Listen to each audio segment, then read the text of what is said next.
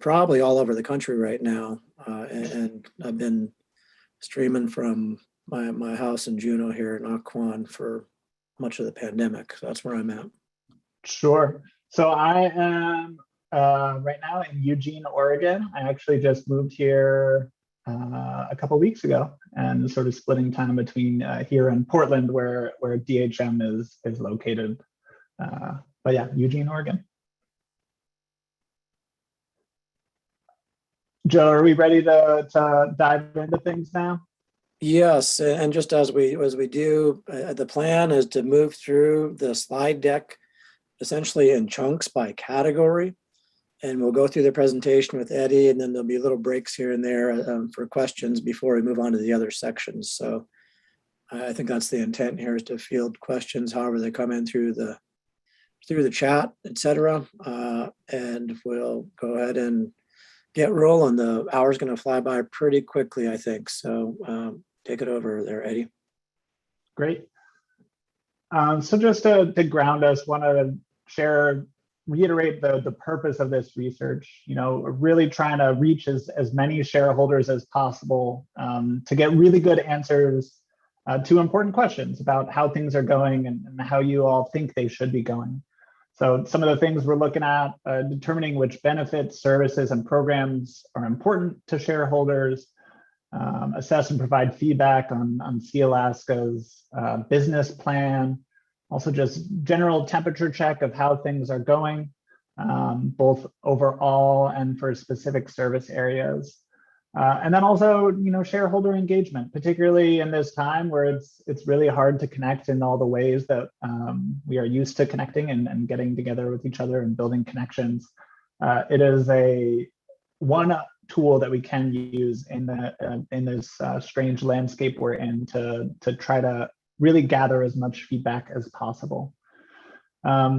Also want to share a little bit more about the methodology, so the background of what we did here. So online survey of just under 5,000 shareholders, which is really, and I cannot I cannot emphasize this enough. This is an amazing effort from the communications team, all the people on the management who helped out, but more importantly, shareholders, to get about just almost a quarter of shareholders responding to a tool like this is really remarkable, and frankly not a figure that we see for similar research that we're doing. So I really appreciate everyone's efforts making this possible, and everyone who shared their opinion doing so. Because the more people we hear from, the more confidence that we have that the results are really reflective of shareholders as a whole. It's an interesting time in the survey research world. There are all sorts of tools that we can use to gather information. In this case, we chose an online survey with a bunch of sort of supplemental approaches to give everyone a chance to participate. So people got an email, postcards, directing them to the online survey. And then those who are unable to complete it online, also given the option to complete it by telephone. Really, telephone surveys used to be seen as the gold standard, but fewer people pick up the phones today. They tend to be demographically similar to each other. So really, we're shifting towards more of this mixed method approach, where we're trying to hear from as many people as possible and give them as many avenues to participate.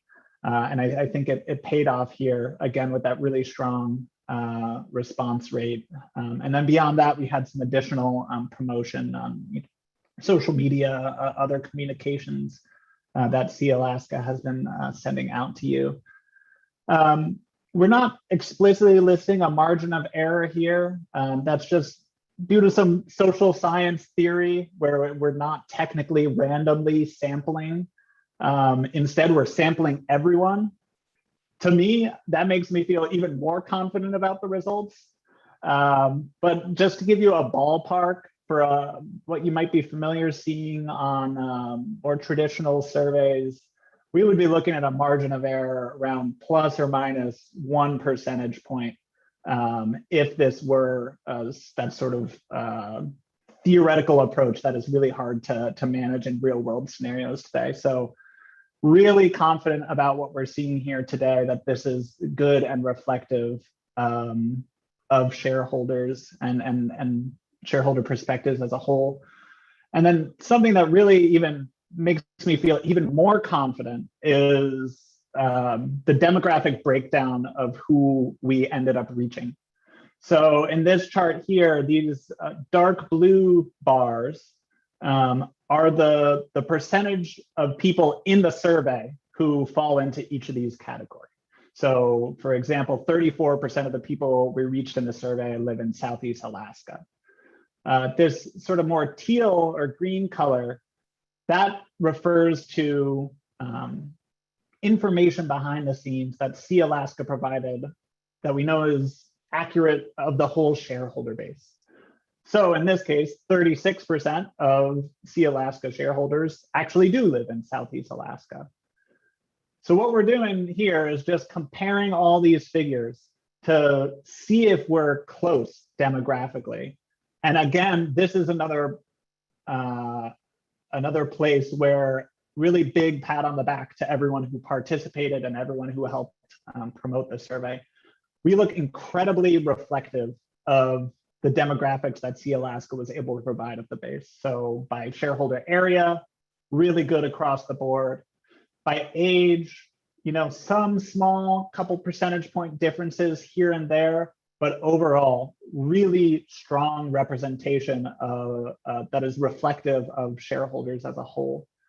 The one place where just a tad off is on gender identity. So a little bit higher female representation at 61% in the survey versus 53% of shareholders. And then male representation a little bit lower.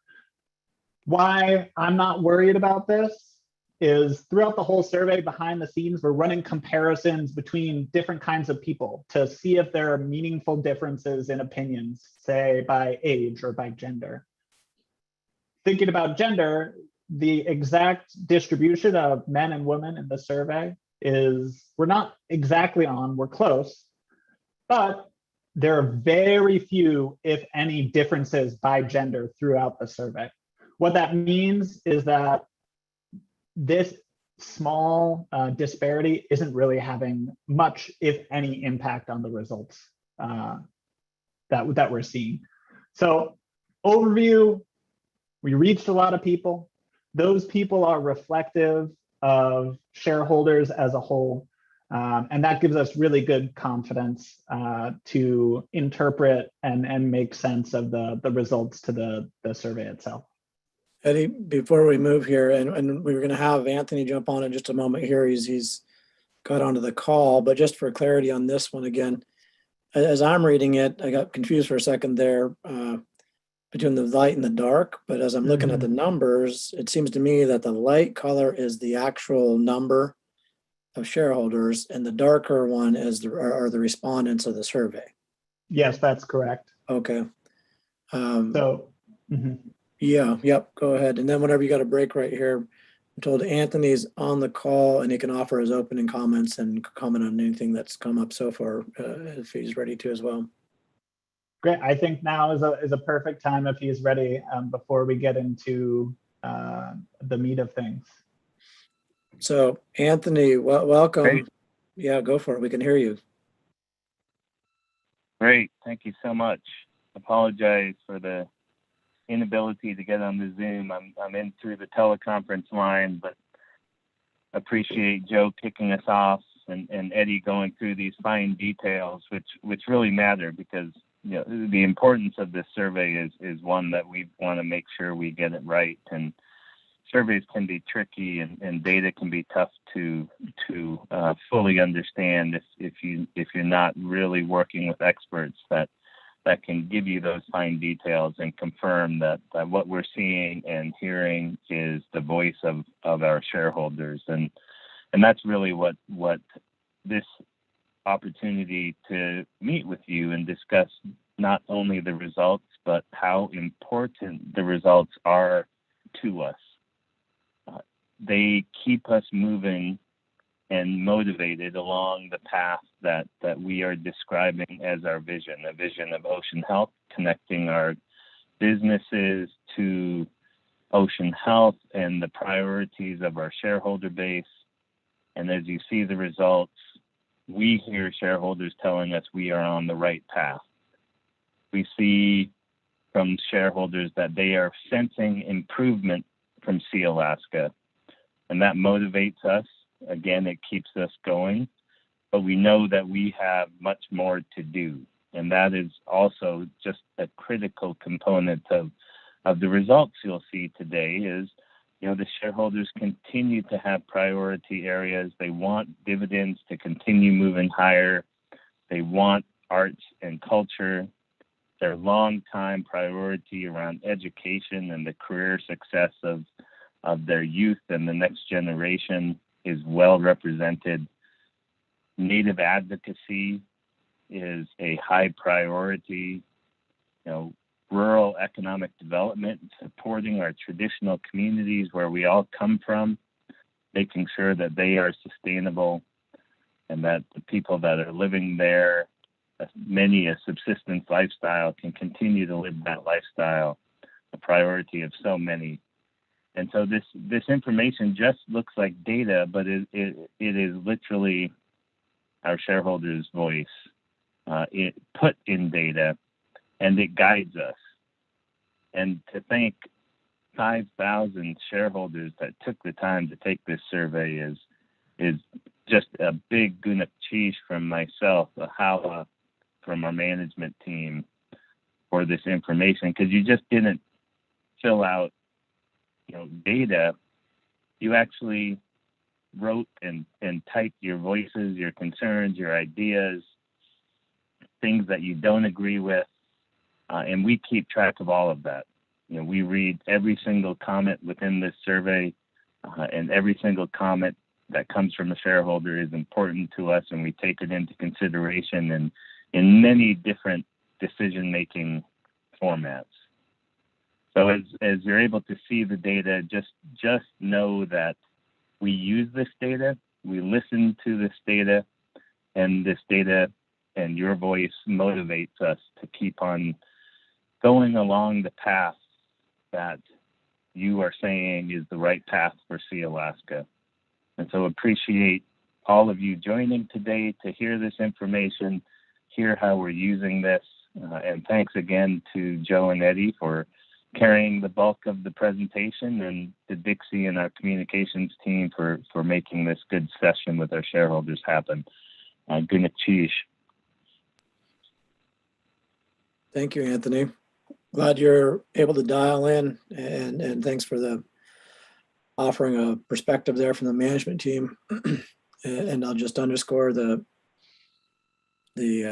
longevity, I guess, of this relationship between the management team prior to Anthony with DHM. It's been here and it's been very valuable, and it's also just a great, very meaningful reference point to have all this data with 5,000 shareholders, because we know that the old saying that the squeaky wheel gets the oil, and we often hear from shareholders, and some are more effective in getting their voice across than others, but this tool here really lends another level of thoughtfulness and confidence in what we're doing when we're able to reach so many shareholders, and so many do respond. So it's a genuine appreciation when shareholders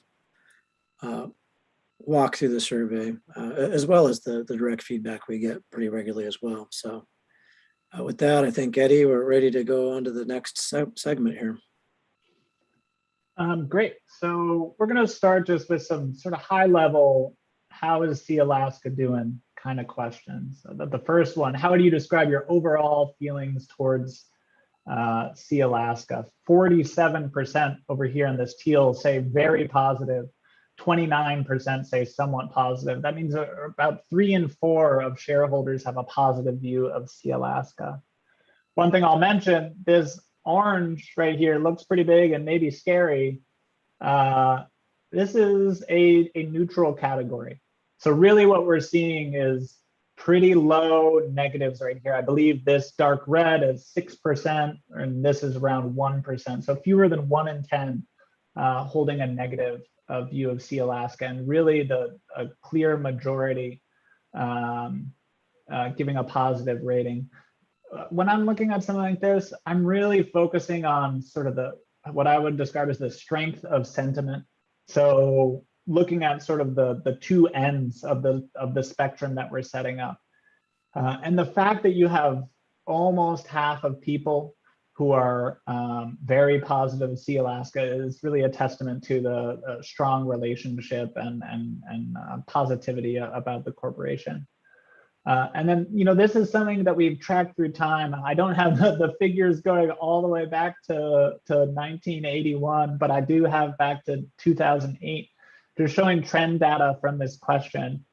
And again, if we really focus on that very positive figure in this teal color, you see a clear progression and increase over time, particularly in 2018 and then to 2021, an increase in the percentage of shareholders who view Sealaska very positively. This orange line here, that somewhat positive sentiment, remained largely stable. And then neutral, declining a little bit, which is contributing to this increase in positivity. And then the same for negativity as well. So back in 2008, around 14, maybe 15% of shareholders had a negative view of the corporation. Now we're at half that. We're at half that, down to around 7%. So clear trajectory of growth, and again, just reiterating, probably a large part of this is having this tool to be able to be more responsive to shareholder priorities. One thing I'll note here, there are some demographic differences in views of Sealaska as a whole. So two things I'll note. One, these differences are meaningful. Every difference will show is statistically significant, is the language we use. That said, a lot of the differences we see throughout the report are really a matter of degree rather than of a difference of opinion. So for example, for age here, we see that the youngest shareholders and the oldest shareholders down here have slightly more positive views of Sealaska than those ages 35 to 64. That said, the other way to look at it is that about 3 and 4 of all of these age cohorts have a positive view of Sealaska.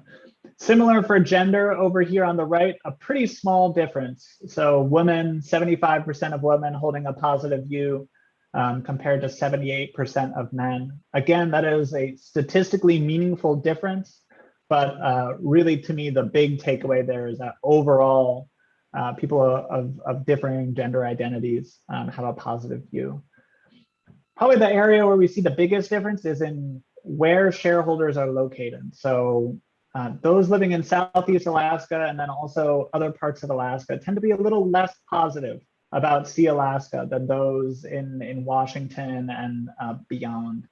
And all three of these trends are seen sort of throughout the data. Here's the place that I'm going to put most emphasis on them. But these are sort of the general dynamics that we're seeing throughout the youngest and the oldest, and then particularly those living further away from Juneau and Alaska being a bit more positive throughout. But again, overall story, positivity across the board.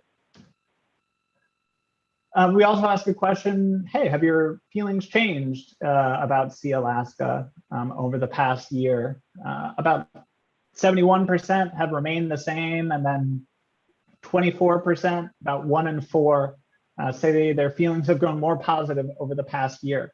And only 5% saying that they've grown more negative over the past year.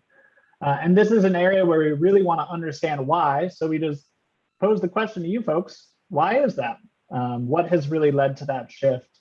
And then what we do is from everything that you've typed up and shared, what we do is we code those responses into different categories or buckets that we think fit together thematically.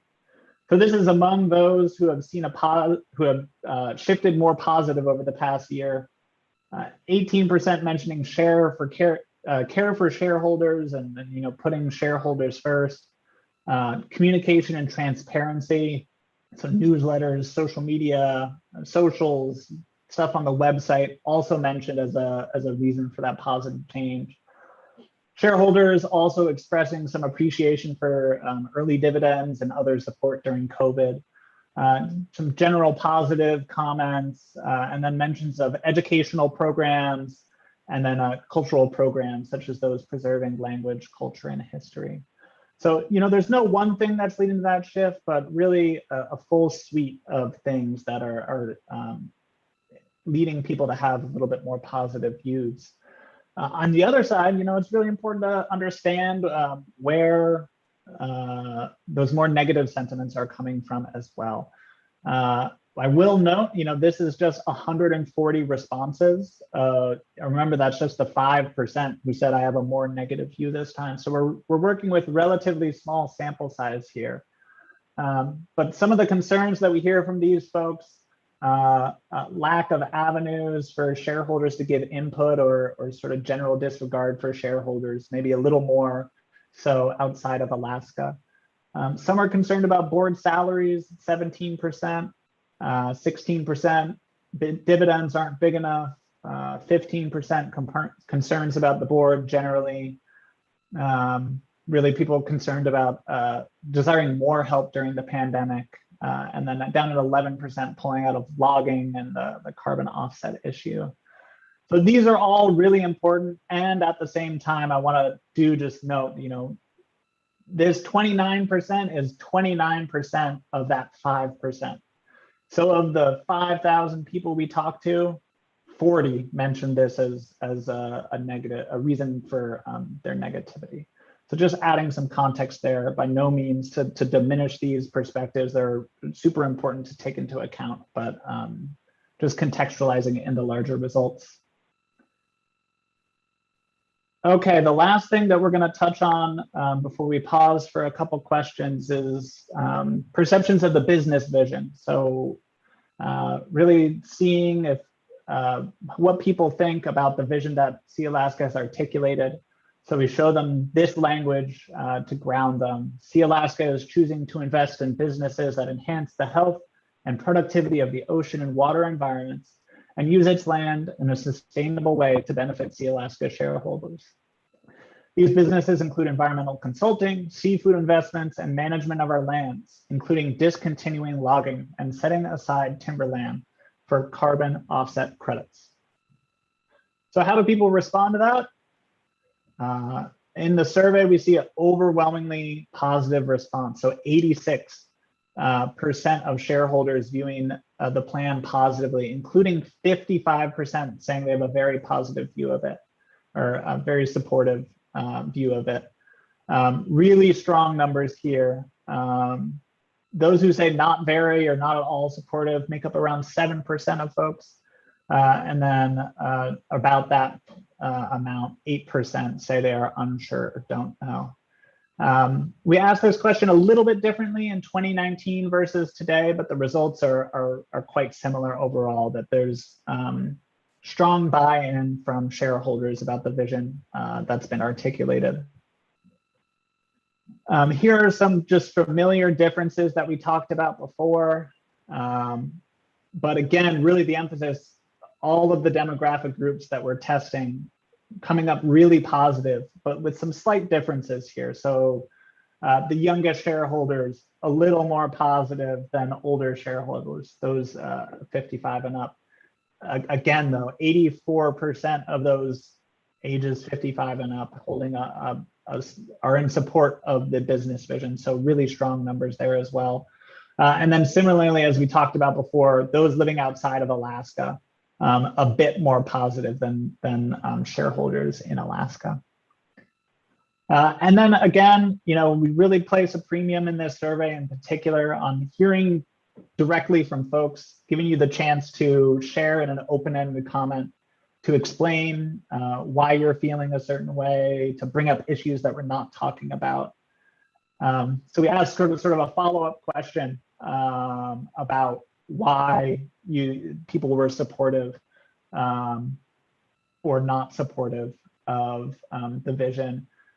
Really what comes out on top, just general positive comments. But below that, environmental sustainability is mentioned by 16%, investing for the future, 10%. Logging is a bit more sort of a mixed issue. Some people on either side there, but 8% citing logging as their reason for support or not support. But then down here, even more focus on environmentalism and sustainability. So environmental protection, taking care of the land and the ocean. And then just thinking that the environmental focus is a really important aspect. And then down at the bottom, 6% mentioning jobs as well. So an open-ended question like this, really helpful for getting the wide breadth of shareholder perspectives on this issue. And yeah, I think that's sort of the end of this first little section. So Joe or others, if we've got any questions, I'm happy to address those now, or we can move on forward, whichever you prefer. Eddie, can you go back to the donut, the first slide? The donut, here we are. And my understanding, I had a few messages. I think shareholders are generally coming in through the My Sealaska portal, and they're able to offer questions through that portal. And there was some connectivity issues for a while when we got started here. So a few might have missed the first two slides, I think. But okay. The donut, the orange slice there was neutral, correct? Yeah. Let me look up the exact language. Yes, it's a neutral category. And then on the next slide, just a generic question from me, because we talked about the methodology, and obviously technology and things have changed over the years. Sure. How would you frame or characterize, we've had the most participation in the 21 survey than we ever have. So we're this trend data. Is there anything that's attributable, one or the other, you think, to the kind of the method and margin of error type thinking? Because I remember the prior ones, it'd be much smaller samples, and they did often early, probably 2008 was probably mostly telephone. The margin of error there. So just any comments around that shift in the longitudinal work you're doing here? Yeah, there are a couple things I can mention. One is actually would suggest that the shift that we're seeing in the growth in very positive is even more remarkable, in that a common difference we see when we switch, say, from a telephone survey to an online survey is a reduction in people sort of at that endpoint. So what happens on a telephone survey, I might ask you, how would you describe your overall feelings towards Sealaska? Is that very positive? So I'm starting with something. I have to start with something. So what you get is you get more people just hopping onto the first option that's available to them. So really in telephone surveys, we see like a methodological bias towards these endpoints of very positive and very negative. So the fact that we've increased since shifting to an online methodology is really even more credence to the fact that this is a genuine growth over time. And then the other thing I'll mention just about, the number of people we're reaching. I think particularly from a telephone survey, I think in 2008, we reached 300 people, which is a fine and good approach to reach, a random selection and have that speak to the larger audience. But I personally feel much more confident when we're really reaching a large subset of the whole population. So in this case, around a quarter of all the people that we were hoping to talk to, we were able to reach. If this were an online survey where we were reaching, 5% of people, I might be a little more skeptical. But the fact that we have this high level of participation and that our participants demographically are sort of who we would expect them to be, make me feel really confident that these shifts and these more recent figures are really strong and robust. And then the one last thing that comes to mind is, we do see in these results, they're included in sort of the notes of the report, that people who are maybe a little less engaged with the corporation, who haven't been to a meeting as recently or never been to an online meeting, tend to be a little more positive than those who are most engaged. So something else we could be seeing here with this really robust, widespread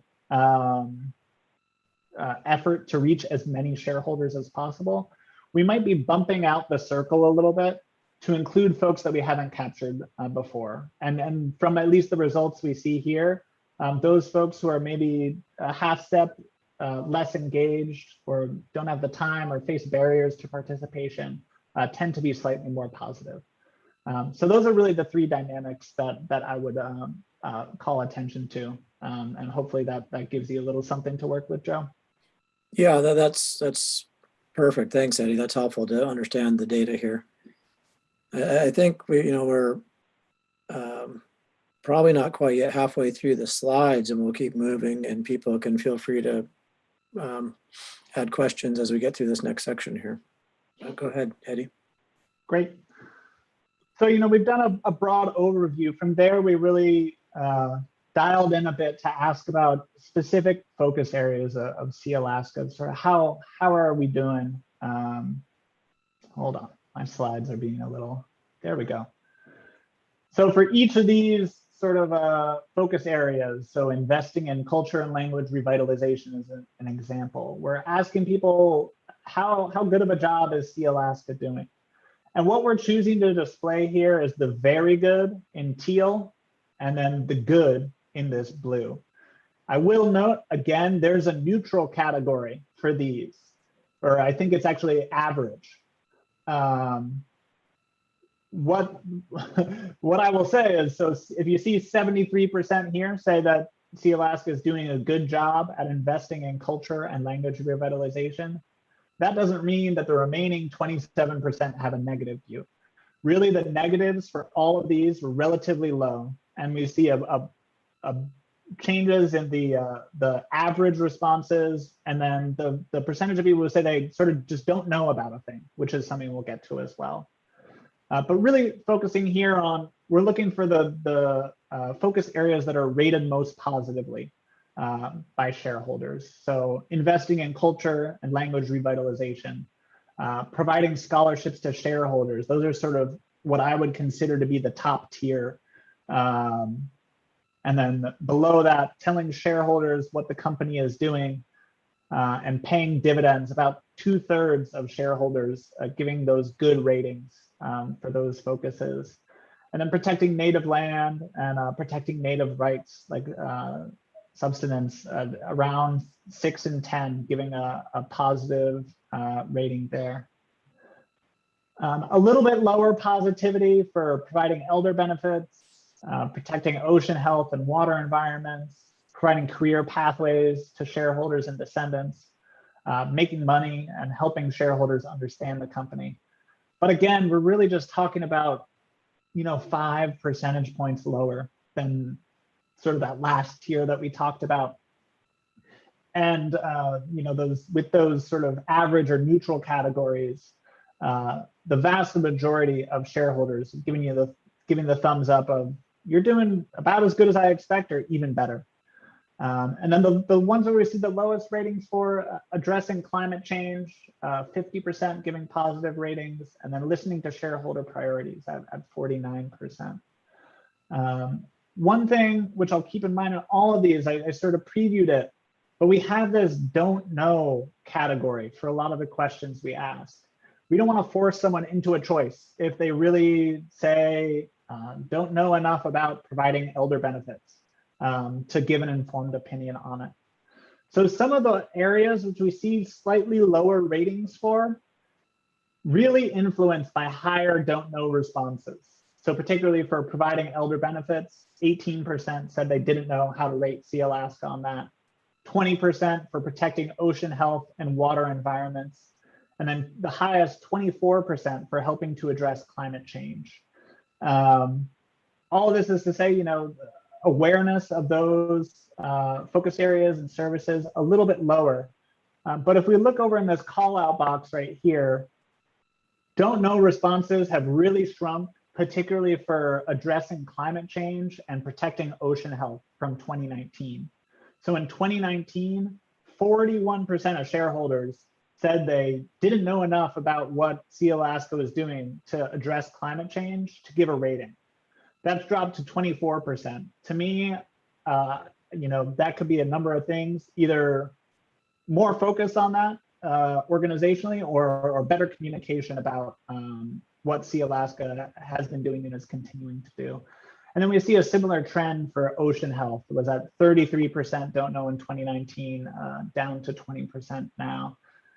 So really, again, good growth there, but maybe a little bit more room to refocus efforts or communicate a bit more about what's already happening. And then the other trend that I'll note about all of these sort of specific service areas is that we saw improvements sort of across the board.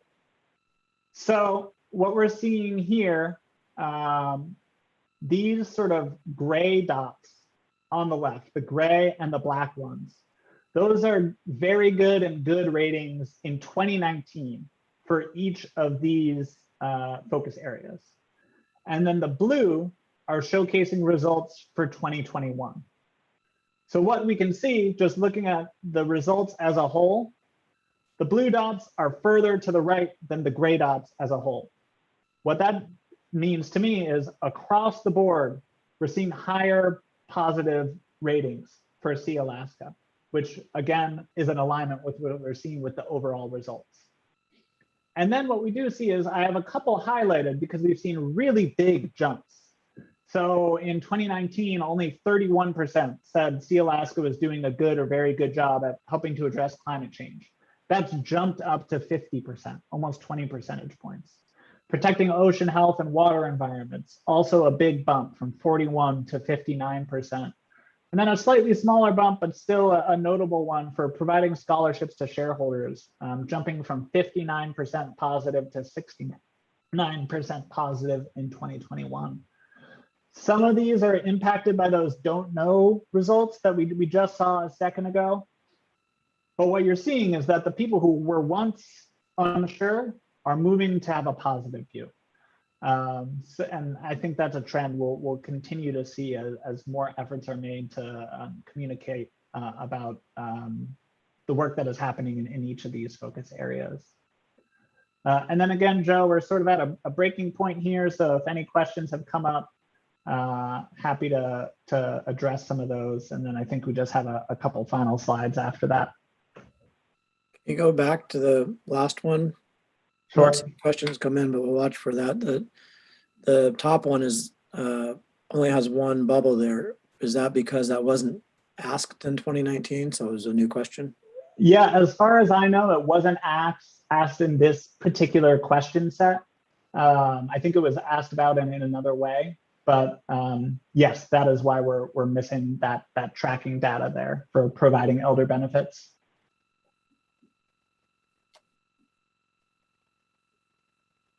Thanks, Eddie. I'm not seeing other questions coming through, but we can keep moving to make sure we get through the content. And if questions do come up for any of it, we can try to get back to those.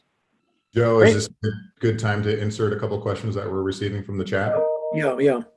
Okay, great. Hi, everybody. My name is Matt Carl. I oversee the communications department here at Sealaska. I just want to echo what Joe said about thanking you guys, Goodness Cheese Hala, for the participation. We're really pleased with the results.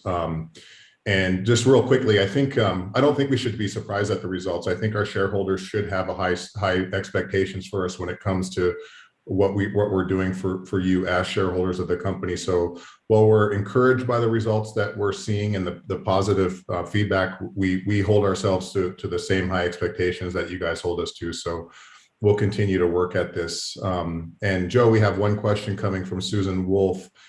And Susan asked, will Sealaska invest in more rehabilitation as well as mental health support programs? Thanks, Matt. That's a very timely and important question. We've been doing, as you know, Matt's been helping us with our community meetings. And that's another place we get input, as we've had a bunch of Zooms with community leaders throughout all of our villages. And this is, we've known, a consistent theme.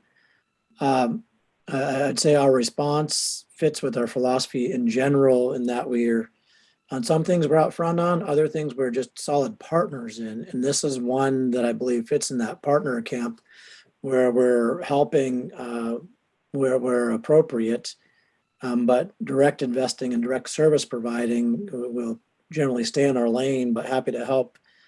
A little example being, I guess, well, actually, Matt, you know better than I on some of our latest investments. We do have every year annual contributions that go out to different, a lot of them through different partners. So my sense is it's a lane that we're very much aware of, engaged in. We help through different campaigns. I remember there was one a couple of years ago that Search had some folks coming through, but direct service providing and help we haven't, but we do welcome proposals and partners to find ways for us to continue to help. The mental health area is really a place we need to tackle from all sides. We can't just expect one organization to tackle it all. So we're definitely open to input on that and specific proposals. Thanks, Joe. And I'll just add to your question, Susan. As Joe mentioned, we've had several conversations with, we engage quite a bit with our communities here in the region, and this is continually comes up as a priority for them. As what are we doing for specifically for our people in the villages? And as Joe mentioned, we're partnering with and having conversations with entities like Search and Click It and HIDA, and really looking at this more broadly. We partner and fund a lot of the organizations here in the region that are specifically supporting on the area of mental health. And so we'll continue to work on this. We have another question from Martha Gallagher. And her question is, we need to make the elder shareholders a priority. What is Sealaska doing to prioritize our elders? Yeah, thank you, Martha. On that one, we did early on. As we know, there's a couple things with the stock. There's one when I believe it's still 65. It's the essentially $2,000 once you reach that age. But then we've also recently made it so it's fairly automatic when you become an elder through the age requirement there that there's an extra 100 shares. So two small things there, I would say, on the financial side with the one-time payment at when you turn 65, but then also the additional elder stock. And, you know, I might be missing other things here, but I know all of our communities are working with the housing authority and others to make sure there's plenty of housing. And again, following the lead of partners that are on the front lines, really engaged on these things, I think is a spot where we're very in tune to and trying to do more. So I don't know if you have other things pop into your minds there, Matt, but it's always been very much a priority with the elders to find ways to do more. Some, if they're in this niche, the language fund to some degree helps keep elders active and engaged, helping our young people hone their language skills is another fund that we set up. I think that we have a few elders accessing that one. Yeah, those are really great examples. I think one thing to note as it relates to the survey and making sure that we were getting feedback from a wide range of our shareholder base, we took some specific measures to make sure that we were giving our elders an opportunity to provide feedback to the survey. Obviously, a lot of our elders are not active on the computers, and so we made efforts to talk with them over the phone and did some direct outreach to make sure that we included their input. So we have a few questions coming in, so we'll try to get to as many as possible. The next one is from Marie Jensen. What has Sealaska done to help raise awareness for missing, murdered Indigenous women? I'm glad you're here to help on this, Matt. I trying to remember the different things, but we've been fairly engaged largely through your team on the outreach side. And I know where a lot of the activity happens is on social. And just a few years ago, we didn't have, a lot of staff. We didn't have an Instagram channel. We weren't super active, but just in the last year or so, we've been building out the team to be a lot more engaged, especially in social media. And this is an area where we've been thoughtful about, I think, in the sense of tracking, but then also trying to help largely on the messaging side. And we might have done a couple of modest contributions to some of the efforts too, I think, over the last couple of years. But you might know better than me the details on it, Matt. Yeah, that's correct. And I think this really is a subject when it comes to public policy, and really, I think this is becoming a public policy concern for us when you really look more broadly at this issue and the conditions that are being created that impact our female shareholders. And we know that this is an area that we need to really lean in. And so we're partnering with other organizations statewide and beyond to really put more of a focus on this. Jaylene Kukesh, who oversees he's the vice president of policy and public affairs, or public policy, excuse me. She's been working with us just to look to see how we as Sealaska, as the entity, can help address this. So we'll continue to work and advocate and really look at how we can help improve the conditions, so we're not seeing this issue persist. So thank you, Marie, for that question.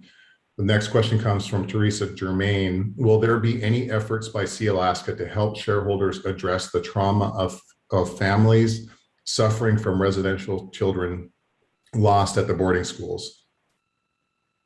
Thank you, Teresa. Thank you, Matt, for relaying that question. That one at our most recent meeting, thanks to Matt again and his team here, that we did pass it. I'm sure we did a resolution. So a lot of organizations follow, kind of a resolution format to take policy positions on things. And on this one, as a starting point, aside from tracking on social and trying to be active, communicating messages, the board adopted a resolution saying this is a priority that we need to do more on. So I would say yes. The answer is yes. It's not a easy silver bullet thing, but we know that there's not a path towards healing unless we're able to unpack all these things and wrestle with the real history that happened with our people. We're survivors, so there's no doubt about it. And the message now's a moment to capture. So we will play an active role in addressing that. I think all of our families, we all have come from families of survivors from the boarding school experience. And the answer is yes. And I really do love and appreciate these questions coming in, because there's an old school thinking that would say, what are you doing, Sealaska?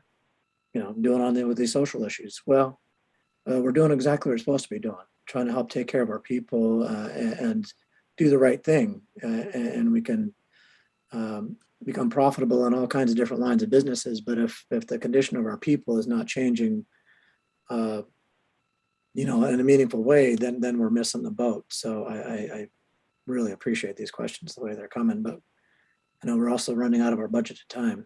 So Joe, we'll just ask one more and then we'll give you guys an opportunity to wrap it up. And the last one comes from Nicole George. Hi, Nicole. Does Sealaska have the capacity to advocate for a tax exemption for people who engage in language work?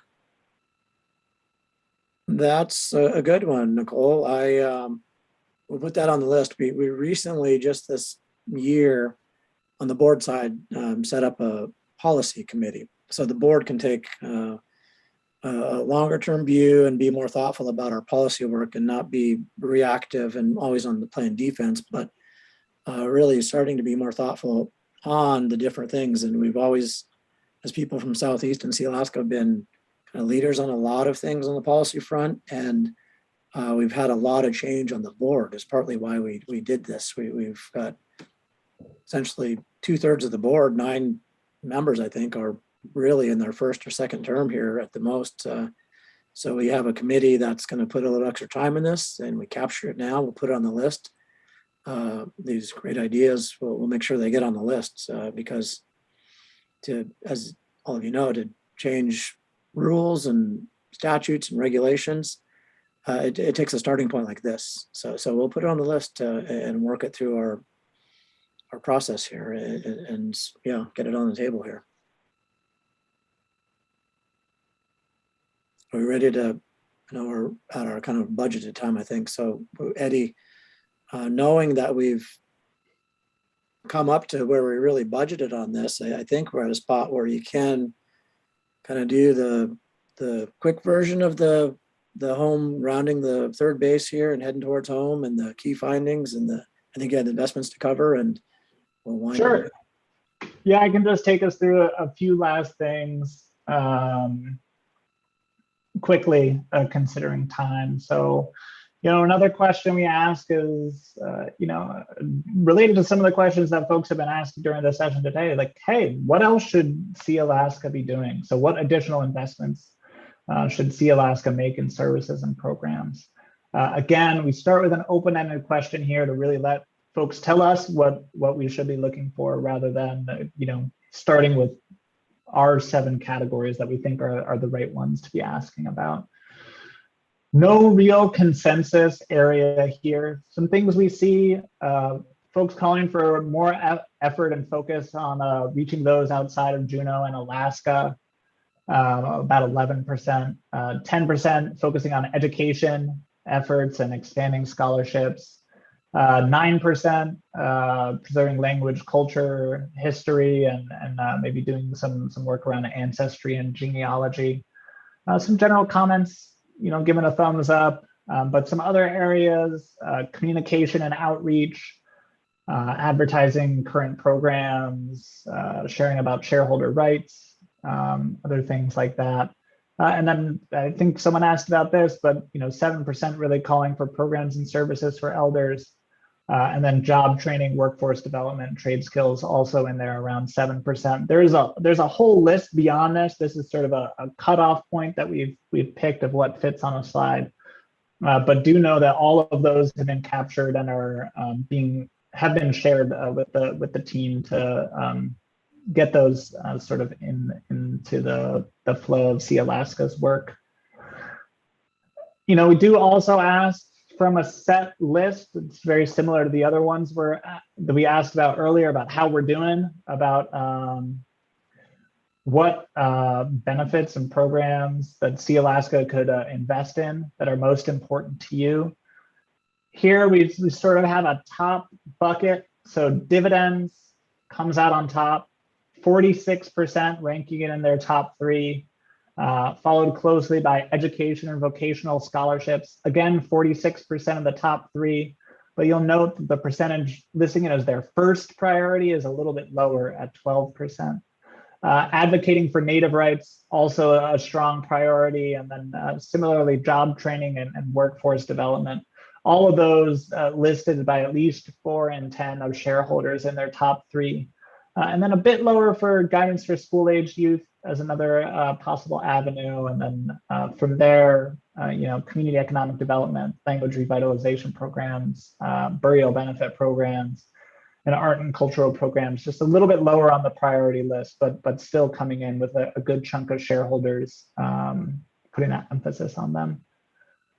And then just the last thing I'll mention, we give folks a chance to share their final message with the Sealaska Board of Directors, and again, an open-ended question that we've done our best to code and summarize, but and then again, not everyone has answered this. There's sort of like a self-selecting, hey, is there a final message I want to give? But among those who did answer, positive comments, keep up the good work kind of mentality at 27%, 12% calling for really focusing on shareholders, which we've sort of seen throughout as a core priority.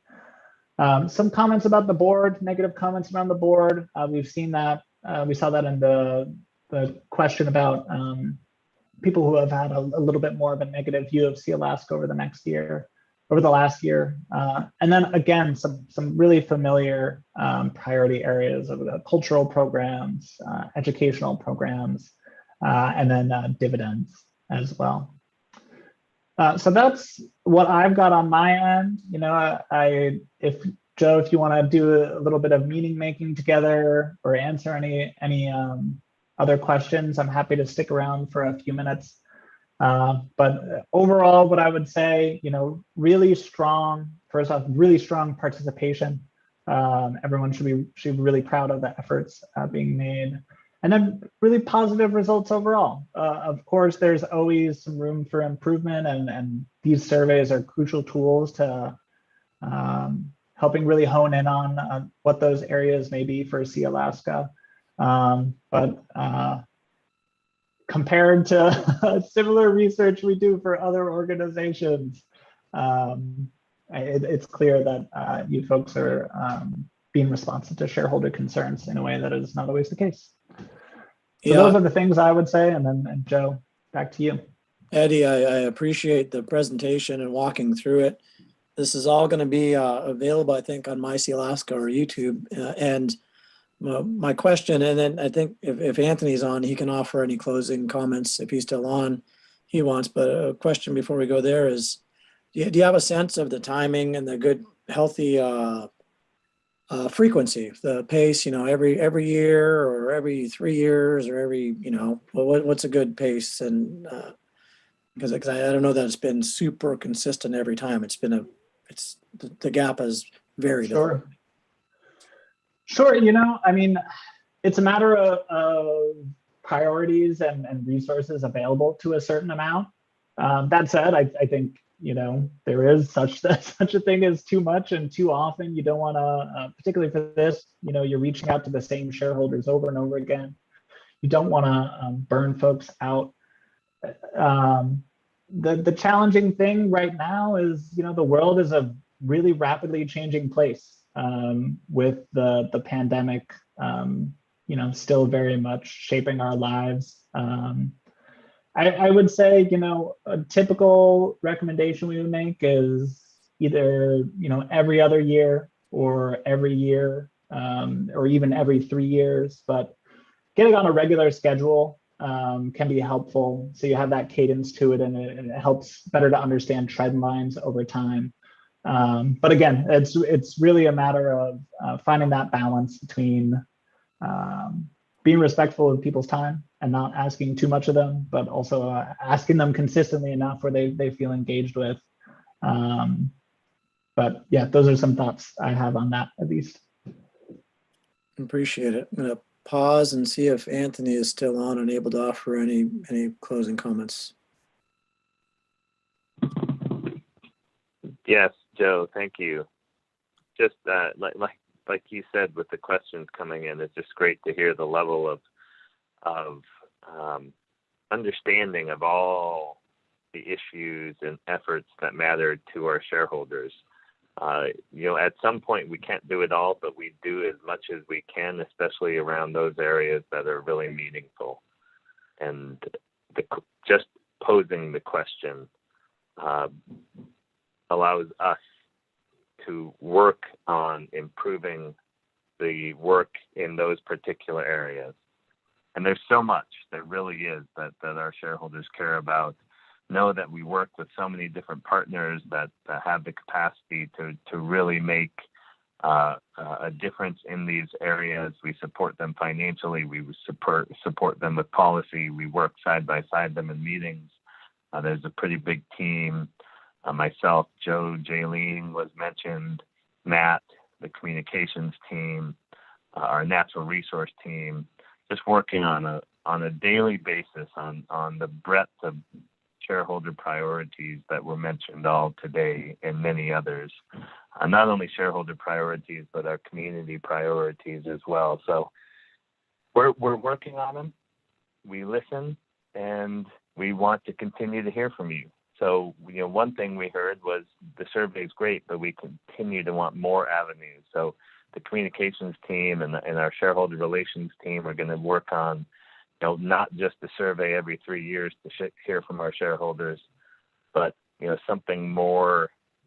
You can pick up the phone or write an email, make a comment at any point you want. And I think that level of transparency with shareholders is where we want to get to. And so you guys keep on pushing us, and we'll keep on standing up work efforts that meet what you are asking for. And thank you for your engagement today. Thank you, Anthony.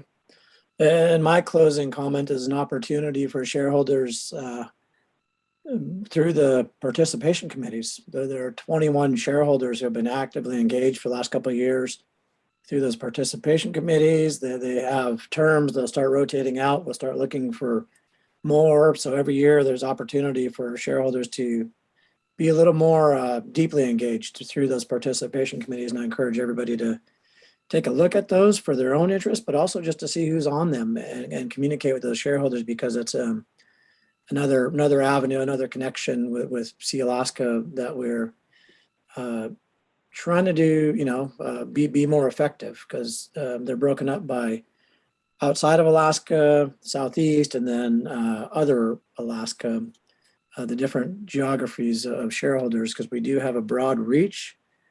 It's definitely a challenge if we try to be everything to all people. We know we can't do that, but we do know we can get better at everything we're doing. And that starts with having that relationship and the direct line of communication. So we'll keep working at it, keep working to improve. And I'll wrap this up and just say the communications team is there standing by always to respond to things. And if there's questions we didn't get to here, I'm assuming they've got a way to capture that and respond to shareholders who didn't get their questions answered here.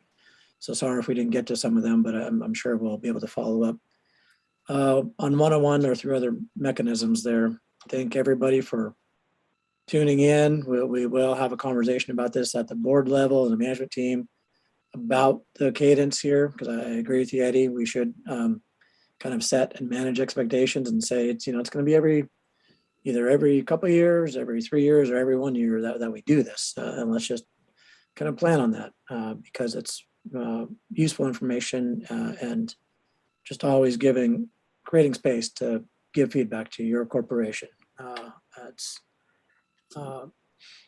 something we're always looking to do better at, and we need to do better, especially during a pandemic here. So thank you for Zooming today. And finally, congratulations to the door prize winners there who tuned in. It's on the screen, and thank you. And it's almost lunchtime here. At lunchtime, I might open my barnacle salsa and put that to use myself. So appreciate it. Thank you, everybody. And that concludes today's Zoom session with Sealaska and our survey results.